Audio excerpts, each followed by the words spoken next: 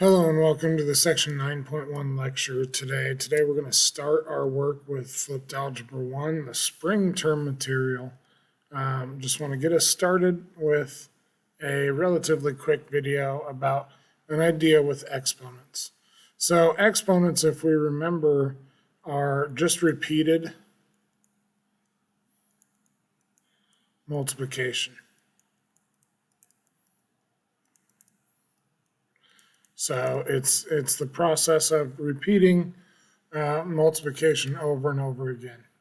And so to show that, we want to look at exponents as a multiplication problem that's been kind of reduced into being something a little bit simpler.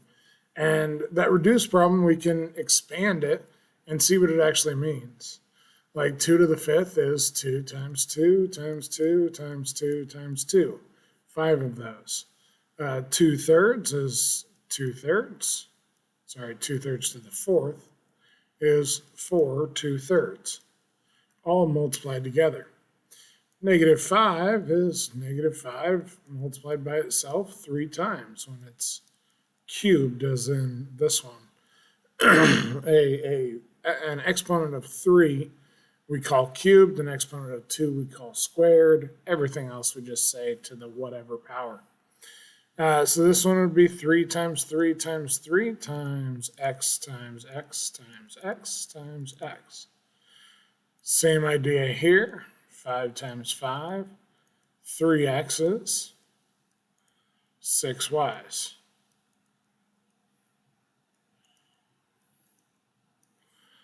And very similar in this one, we have 3 -4's.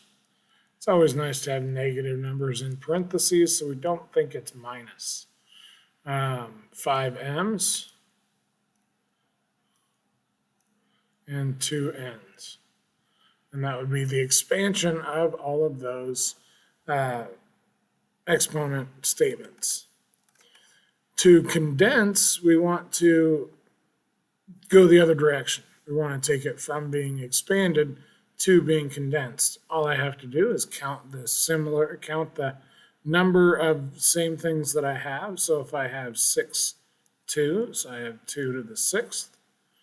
If I have 3 -3's, I do want to put that in parentheses, mainly because if I use a calculator to actually figure out what that is, I will need to use parentheses.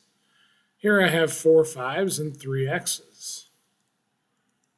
And so we'd write it that way. On this one, it looks like I have 5 2/5.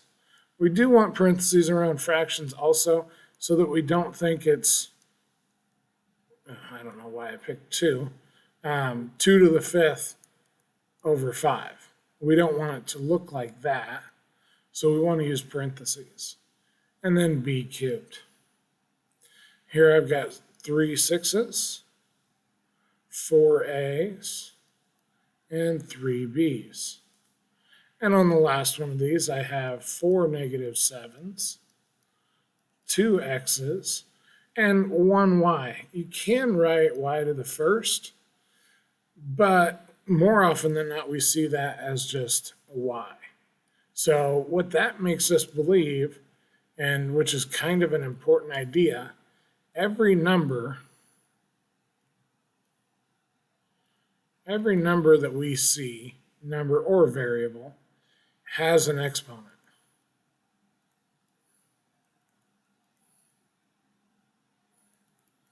Okay, if we don't write an exponent, if we think of it as not having an exponent, I don't want to write that. I just want to give an example.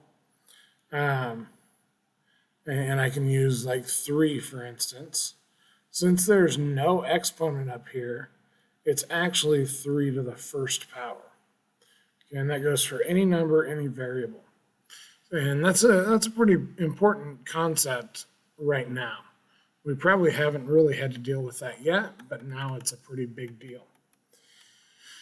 All right, so the next thing we want to look at is we're going to kind of introduce tomorrow's concepts by looking at them by expanding, like we did 2 sections ago, two little sets ago. That's what we did up here, is expanding it, and then trying to condense it back down after we've expanded it to see what we really get. So here I get 2 to the third, just 2 times 2 times 2, times 2 to the sixth. 1, 2, 3, 4, 5, 6. And the question is there any difference between this multiplication and this one?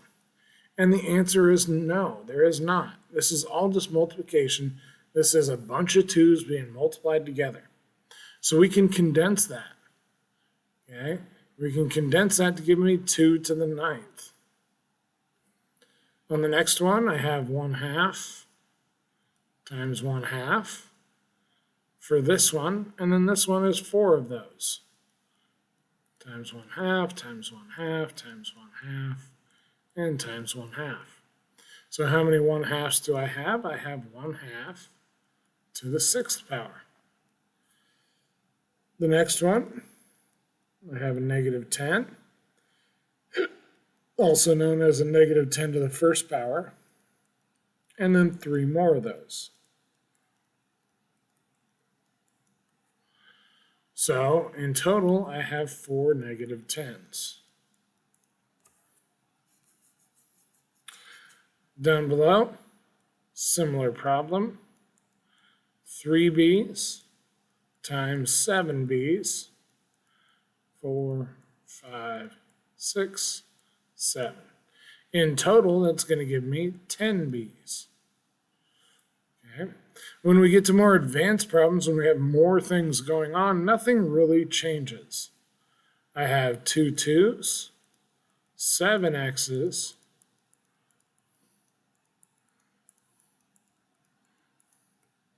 and then I have 4 2's, and I will say that is multiplied, and 6 x's.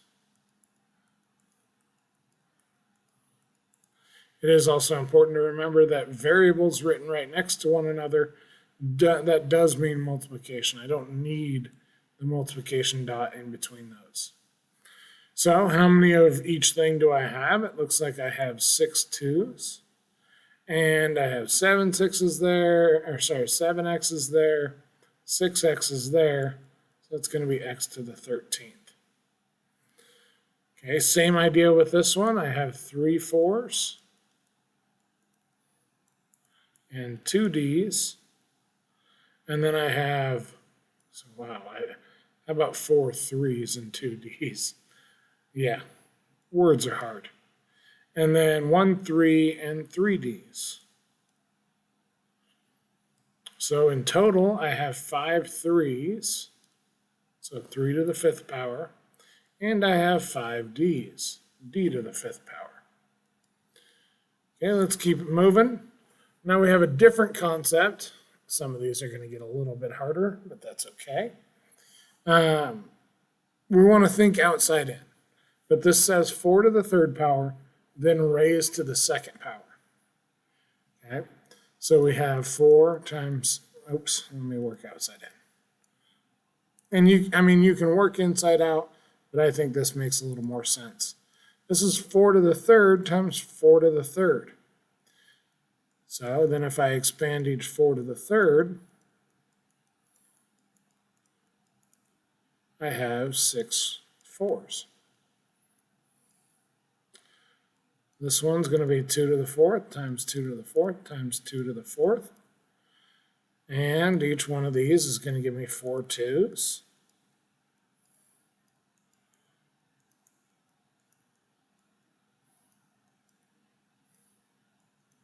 Tired of writing 2's now.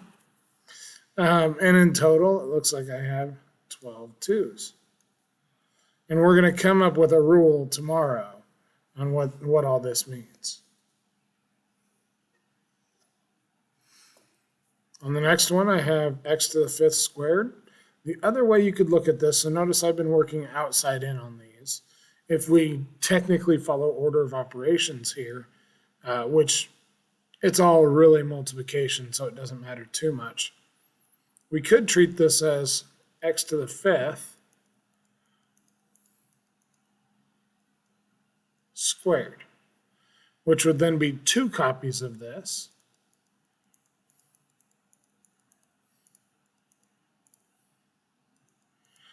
Two, 3, 4, 5. In which case, either way, I get the same result. I get 10x's. Again, on somewhat of a more advanced problem, maybe I look at it this way. Maybe it makes a little bit more sense that way. I have 2 times 2 times x times x times x, and I just have that 5 times. Okay, so I'm going to cheat this a little bit. 2, 3, 4, 5. So I have that thing 5 times. So how many 2's do I have in total? 2, 4, 6, 8, 10. Oops, wrong way. Wrong way, wrong way. 2 to the 10th. How many x's? 3, 6, 9, 12, 15.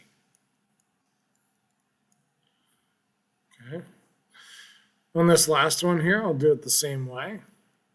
I have 2 5's, 3 x's, and 5 y's.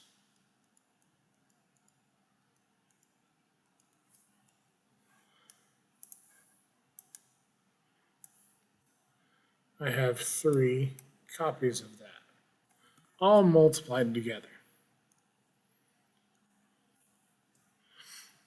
Okay. How many 5's do I have in total? Looks like I have 6.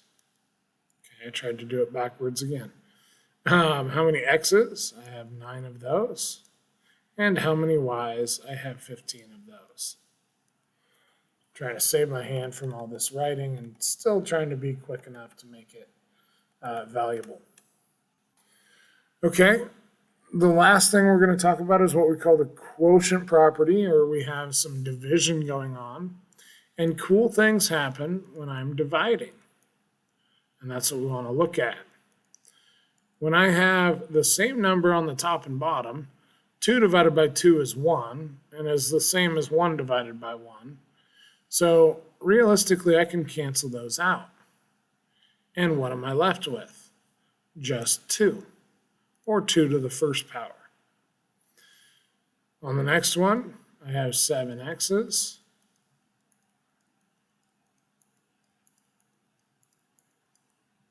Over 3 x's. The 3 on the bottom cancel out 3 of them on the top. I have 4 left, so that's x to the 4th. When we get numbers involved, we just want to keep those numbers. I can do something a little bit tricky and write 10 as 2 times 5, but then I have 8 x's.